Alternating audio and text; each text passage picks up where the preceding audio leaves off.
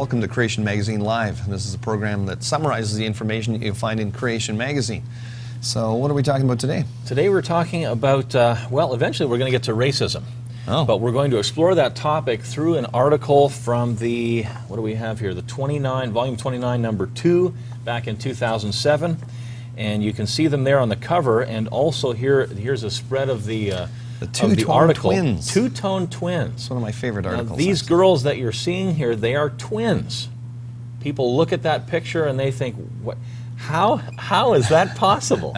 And you can see the family picture in the upper right-hand corner there of the magazine spread, and there are their parents. They have middle brown skin, and we just did a very short article here on these twins. Because it answers a question that we get many, many times when we're out speaking, for example. Yes, yes. And that question, of course, is, if the Bible's true, if the Bible's history is true, right, and we all come from Adam and Eve, and what skin color did they have? Yeah. But later on in history, most of the people in the world are destroyed except for 8 that survived on the ark, and so we're all nations on earth essentially right, come from Noah's family. Right, 8 people. Eight people. So where did the races, so to speak, come from? That's the question. How do you get the differences in skin shade? Yeah. And so that's why we did this article here. Believe it or not, these two beautiful little girls are twins. Born April 2005 in Nottingham, UK, blue-eyed Remy, on the left of the main photo, would be called white, while many would label her brown-eyed sister Kian as black.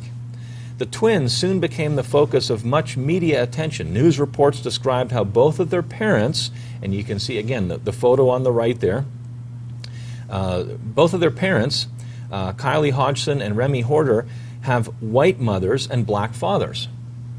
Okay, so we've got these girls' parents, yeah, have middle brown skin, and again you can see it in the picture in the magazine there. Yeah. And their parents, so these girls' grandparents, had white grandmother, black grandfather. Right. And then they produced a middle brown parents. Their parents are middle brown. Right. And then you have that separation again into all of the information for a little bit of pigment in the skin, right, not a lot of melanin. Melanin is that pigment in our skin that gives us lighter skin or darker skin. And concentrated in one of the twins, yep, and then in the other twin you have the genetic information. That's just how it worked out from mom and dad for lots of pigment in the skin. Right. So the article doesn't even go into those kinds of details, but just shows an example of we can understand how the differences in skin color came out. Right. Because typically when people are talking about races, that's one of the main criteria they'll use. Well, how much melanin you got in your skin? Are they dark? Are they light? Or and these types of things. Yes, yeah. The article goes on. These two little girls help answer one of the questions that has troubled many people about the Bible. If there was just one man and one woman at the beginning, then where did all the races in quotes, yeah, come from with their different skin colors? Remy and Kian prove that it is simply a matter of genetics. With the right genes, all of the different complexions can appear in one generation. So, if Adam and Eve had a middle brown complexion, due to a mixture of light and dark genetic information, similar to Remy and Kian's parents, all shades from the darkest through the lightest could be accounted for in their children and future generations. Right. So maybe one of the challenges has been that, over the years people have had their Bible and they open it up and maybe if it's illustrated, there's a picture of Adam and Eve and they kind of look like Barbie and Ken. And they've got a wrong understanding of, well, yeah, if you've got 2 people with very, very light skin, you're not going to be able to produce, kids with very dark skin. But if you started off with that medium brown skin, then it's simply a matter of what your kids inherit, right? Because with DNA, you inherit half from your mom and half from your dad, and you've got 2 bits of information at the same location in the DNA, and it's whatever gets expressed, right? So once you understand that, yeah, if they're medium brown, then you can get all the different shades from that. But you couldn't get it from, if Adam and Eve were very dark to start off with, or if they were very light, you wouldn't have that. They would have had to start with that blend of all the information in the beginning. And I've heard of Bibles, I've never seen one, but I've heard of one. Charles Ware years ago at a big conference. Okay, Charles is an awesome speaker. He said he's seen Bibles, you open them up, and the pictures of the people, of all the apostles and Jesus and Adam and Eve and Noah and everybody, they're black. Right. they're all black. Yeah, and of course I've seen that's probably not accurate either.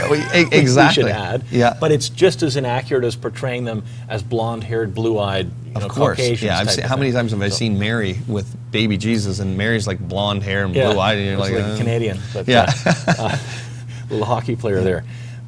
But it's I think another thing to throw into the mix is how the evolutionists explain the different so-called races. And races, we've said this many times, and the article here has the term races in quotes. Right.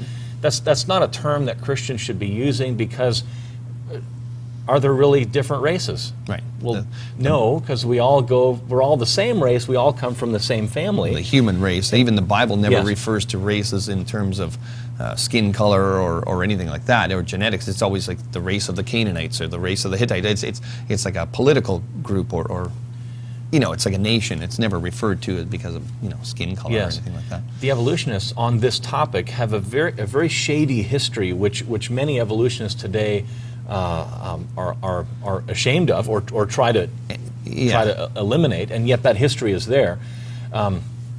Darwin taught, and other evolutionists, that the different races, and he grouped people again by skin color, the different races have evolved at different speeds. Yep. And since Darwin was a white man from England, he said, well, the white people, the people with the lightest skin, they've evolved the fastest, you see. So they're the furthest away from the animals. Meanwhile, people who have very, very dark complexions, like the Australian Aborigines, almost black skin, very, very dark skin, they haven't evolved very fast.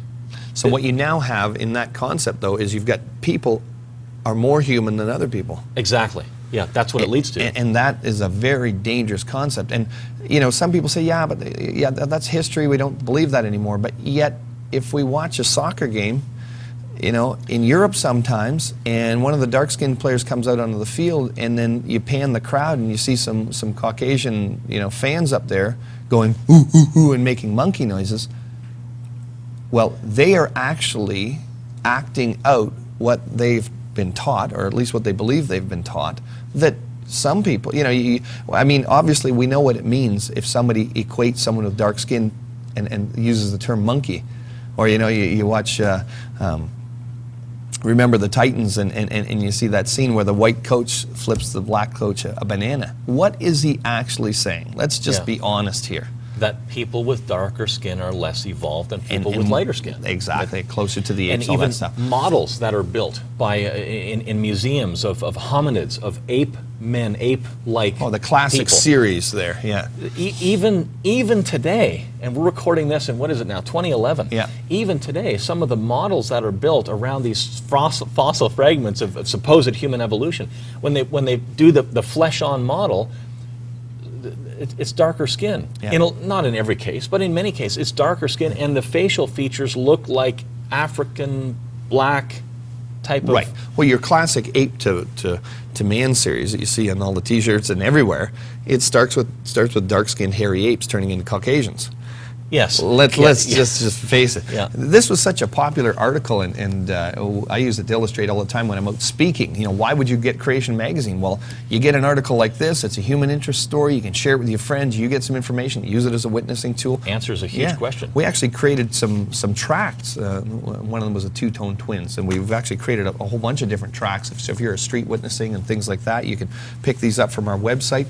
But to access the article, go to creation.com, and you can just type in two-tone twins or races, and you'll probably find it.